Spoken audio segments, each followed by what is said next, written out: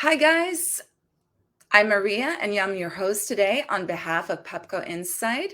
And I am excited to be interviewing the CEO and founder of Endexx Inc., Mr. Todd Davis. Todd, how are you today? Hi, Maria. Good to see you. Good to be here today. I'm very happy to have you on. So, Todd, can we just begin by addressing how the company was moved to the expert market today? What happened and what does it mean? Okay, so I'll just read a statement from OTC Markets. There's a new rule called, under the new rule guidelines of Rule 15C211 that went effect September 28th of 2021. When a company is a public filer, they have to file within 6 months for each of the last quarters or each of the last filings to be in compliance with 15C211.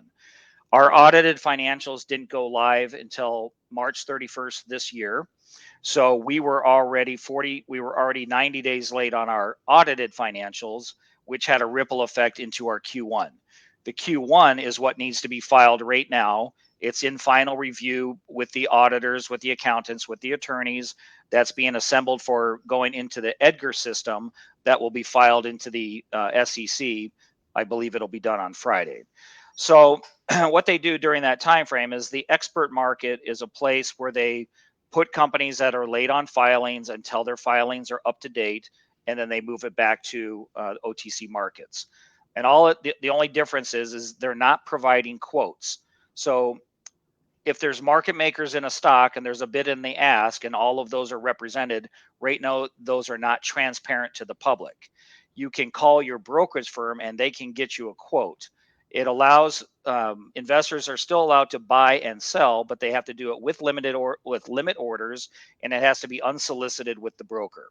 So it's a new level of transparency. So they're trying to keep companies that are not filing current information to put them in a holding period until they get the compliance, and that's what the new rules are for.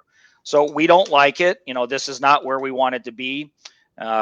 Coming out of with the delayed PCAOB audit and that review, it did send a ripple effect to us. It affected Q1. It will not affect Q2. So Q1 and Q2 are simultaneously being done right now. Q1 will be filed in. It'll be released within 48 hours or so of the filing going live into the SEC system. It will then move back over to OTC markets where full quotations will be. So we're anticipating here, since we've never been through this, we're anticipating anywhere from 3 days to up to the following Friday. So between now and following Friday next week is where that would be. And then the Q2 filing would be posted before May 15th. Thank you for clarifying that. I wanted to just kind of touch base on what changes that Endexx made during COVID, and also if those changes paid off. Well, we actually went through a transformative phase during COVID when we were first moving into 2020, calendar year of 2020. We had many contracts lined up. We were fully engaged with buyers from mass retail chains across the country, and as soon as that hit in March, every planogram, every planning phase for being cut in or placed into store shelves disappeared.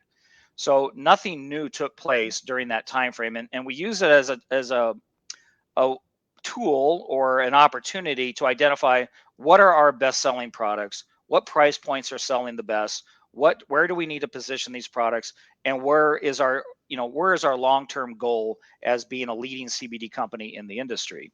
So the changes that we made is we changed some of the price points. We changed where we wanted to be positioned on shelf and at what price to engage the most amount of consumers. During that time frame, one of our primary clients grew from 1,200 stores to 3,800 stores in June of 2021. Now we're at 5,400 stores because we're seeing acceleration and growth in the two SKUs that are on their shelf, and we're seeing escalating revenues on a week-to-week, month-to-month, quarter-to-quarter basis. That began in July. So the first repositioning of product into this brand new industry is where we made the primary change. And because of this number one and number two selling SKU in the industry, we're now rated amongst one of the elite product providers and consumer brands in the CBD space. So that was primary condition number one. We're still evolving as far as the total marketplace that we want to address, but all the right steps are being taken place. It just, with COVID, there were continuous delays. There's continuous delays in professional services. So there's still some hangover effect from COVID right now, but people are back to making decisions again. They're planning for September, they're planning for December, they're planning for next June, more typical to the way decision makers and buyers used to be prior to COVID. Yeah, according to the Nielsen rating system, your company is highly ranked in the CBD industry. Can you tell us a little bit more and elaborate on that? Yeah, the Nielsen ratings is, every one of our products, every product that's out there on the market today, doesn't matter if it's CBD or anything else, there's your barcode, and it gets submitted into a system.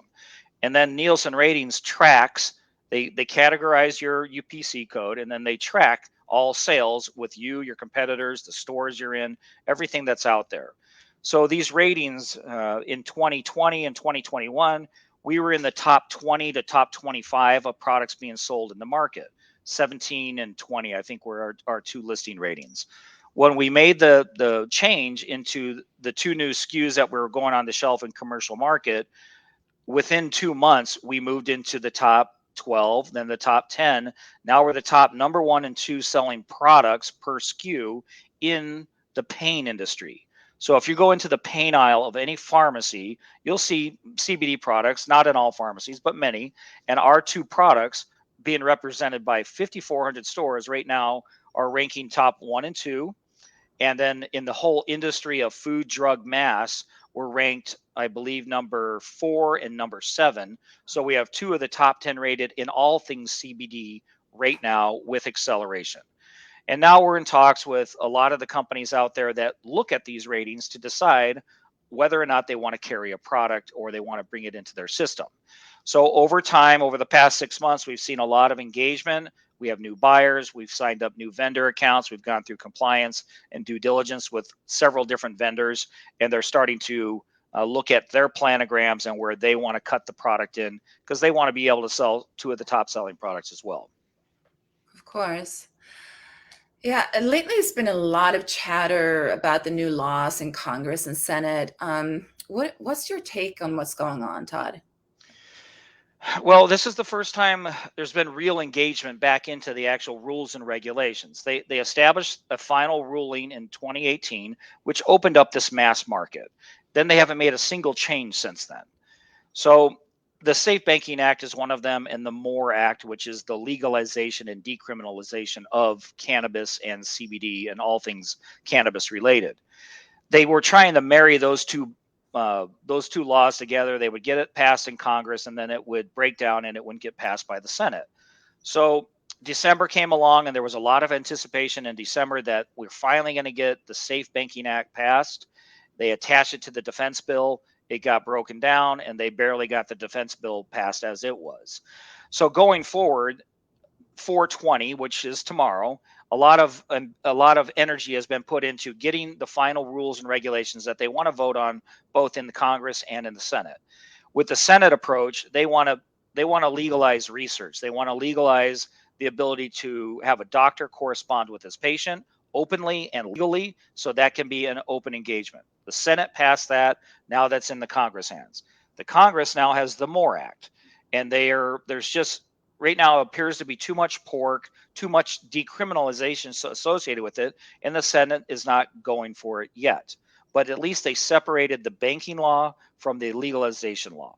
So the banking law is sitting out there now attached to what's called the Competes Act. The Competes Act is for small business and equalization for economics, and also to help us compete with foreign countries for chip manufacturing. The politicians that are leading up that are now saying that the Safe Bank Act is the priority in that bill. So they're engaged with the Senate now to make sure that this is the one piece that they get in place. That is the whole ticket. In order for capital to come into this industry, for people to function in a real infrastructure of an industry, the banking component has to be in place first. The decriminalization, the descheduling, and all those other pieces, they can be handled separately, and that's going to take continued negotiations, I think, for the months to come. I don't think they're at a decision-making point there. So again, I've said this publicly before, the Safe Banking Act is critical. Also, the United Nations, they have a law that's getting pushed through to legalize or decriminalize cannabis as a whole worldwide. These are laws that go back to 1961, 1940, and 1970. So if the UN releases that and gets that signed off on to decriminalize, all countries can now fall into compliance under the UN and not be relying upon what's the US up to. That is another critical piece for international and global trade. Wow, that's really fascinating. I'm just thinking about, in the past, you've announced that you want to reach 20,000 stores. How many stores do you have now, and what is your plan to reach those 20,000 stores? So in food, drug, mass, we're at 6,400 stores right now. We're in negotiations and presentation with multiple companies that can get us to 20,000 stores before the end of this calendar year, depending on their planogram and where they actually want to place the products initially. So that will help us. We're very close to achieving that, where we can actually pinpoint, say, we're at 20,000 stores. The longer term goal is to get to 32,000 stores, and then there's a leap up above 50,000 stores. The way we're doing that is you highlight the two products that are selling the best. That's what everybody wants to carry. They want to sell a product that sells, that's at the right price point, and gets a repurchase from consumers. That's what we're seeing with our balm and our creams at Walgreens and now going into a couple other stores. Our Blesswell brand is starting to get some traction. It hasn't taken off yet because it's in a brand new category, which is skincare, but there's a lot of attention and a lot of interest in there in getting that product out there, not necessarily as a CBD product, but as a men's grooming and men's skincare product, where there is less competition and more need for high quality products. So between those two channels, we're uniquely positioned to get to that 20,000 store goal and then expand beyond there. Yeah, I wanted to just kind of ask you, what are the stores that we can find your product, and where we can buy it, the websites and the stores. Sure. Yeah. Well, Walgreens is our primary CBD company right now. They're in 5,400 stores. They're in almost every single state now. So if you go to the store locator at cbdunlimited.com and punch in Walgreens in your zip code, all the stores that carry the product will be right there for you for the pain products. For the Blesswell products, we're in 1,000 CVS stores right now. So it's California, Texas, Florida, Wisconsin, Illinois. There's a few concentrated pockets. They're not store wide yet. So you really do have to go to the store locator, find the product, find out which stores in your area carry it, go to those stores. Both product sets can be found on their websites as well. So you can go to walgreens.com, buy the product. You can go to cvs.com and buy the product. From a shareholder standpoint, we want the shareholders to go out and buy as well. So given the opportunity for gifting and using for yourself, go out and buy these products. It helps with the numbers. It helps with the distribution. One of the reasons we need that help with our own consumers and our own investors is we're not allowed to advertise yet in store with CBD related products. So there are certain restrictions, and we've done all this growth with not a lot of advertising. We'll do a Wow. little bit of social advertising. We do some geofencing to help drive people to the store, but we can't put out a commercial yet. We can't do mass advertising. It falls outside of the radar bands. And if you do start going down that path, that's when companies are getting letters from the FDA saying, you can't say this, you're making claims, and it causes a lot of issues. So based on our customer base, we need people to go out and buy, to gift, to share what's going on, so more and more people can use the product and find out how high quality the products really are. And then secondarily, Maria, we do have our websites. cbdunlimited.com is our primary site. You can go to blesswell.co, blesswell.co to get our Blesswell products. You can also get those at CBD Unlimited. And then we have a couple of our specialty products, like the Maggie's line is getting ready to go live. So we'll be making some announcements on that. And we're starting to isolate premium products or specific category products away from the grand marketplace, so they get more attention for the people that are seeking specific remedies. So that's where we're at today. Yeah, I was going to ask you about Phytobites because I have a dog that has arthritis and is anxious and nervous. And I was wondering if that's also a product that you can talk a little bit about and where I can find it. Well, the Phytobites is best just to go online and buy it. There are stores, there's probably 50 to 60 stores nationwide, animal hospitals and clinics that are carrying the product. We went through another retooling on that as well. With the supply chain issues out there, some of the animal medicine manufacturers have backlog and back orders anywhere from 20 to 60 weeks out. So Wow. we can't really rely on that anymore. We had to put it out for bid, try to mirror and match our texture and the quality of the products. We've created now a hip and joint product for dogs and cats, and a sleep and calm product specifically. And then we Mhm. have the overall wellness anti-inflammatory mobility product. So those products are going to be reintroduced after production runs take place, most likely in the fall. We had delays this past fall. We thought we were going to be in there, but it was impossible. We could not get the orders fulfilled. They would call us and say, we don't have turmeric, we don't have ginger, we can't get this product, can't get that ingredient. So we had to work with what we had that we knew that we could control the outcome of, and we're going to reintroduce that in grand form and really isolate it so Phytobites can accelerate and perform as it did right at the beginning when everybody was reaching out for it. So the long-term customers knows exactly what it does for a dog like yours. It Mhm. helps the dog respond to its environment. It helps them with their mobility, helps them Mhm. with their overall wellness platform. And we're still very excited about Phytobites, and ultimately, we'll expand that into the other animal sets. Yeah. Yeah, so I wanted to ask you as well about the Safe Banking Act and why you think that that is really important. So going back to that, it's more complex than just saying it's where I deposit my money. It's where I transact my sales transaction. It's not, those are key components of money just moving normally.